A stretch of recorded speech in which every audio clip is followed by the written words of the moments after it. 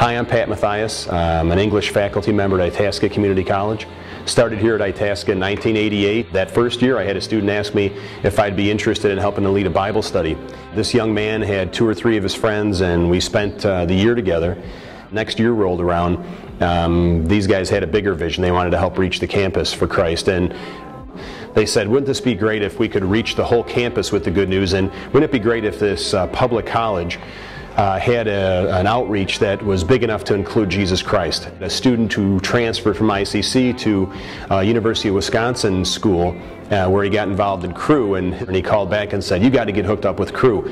These guys are doing unbelievable things. They match up right with what you guys are doing at ICC, and if you hook up, they'll give you training, you got conferences, workshops, you can travel with them, you can do all kinds of ministry. I really believe that God's brought me to Itasca Community College to teach students how to write so they can help navigate through school and in their life, but it's much bigger than that.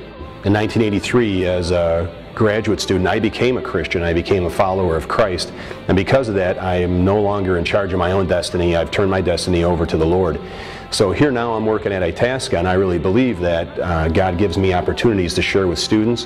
When students asked me if I would be interested in helping to lead a Bible study, which eventually turned into a ministry, I was pretty overwhelmed and really didn't know where to go for help. And now that I'm hooked up with Cru, I have training and I can send my students to training, and it really helps out a lot. You know, a lot of students come from places where they've never seen Christians, where they come from backgrounds that are completely opposite or opposed to Christ. And you might be the first person they've seen who's walking with God, especially the first person they've seen at college. And so I strongly recommend that you just be willing to share your faith in the venue that God gives you, whether it's working with a student in a Bible study, or whether it's being a speaker, volunteering to be a speaker at an event on a campus, or whether it's you're the only faculty member who's a Christian that students know, and they come to you and say, would you be willing to be our faculty advisor? We got to have one in order to start a group. I just want to encourage you, do it. Click on the buttons for more information. There's tons of people who will help you. You're not on your own. You're not alone. You don't have to train everybody. You don't have to do everything. In fact, this is really a student-led organization with faculty helping in the background.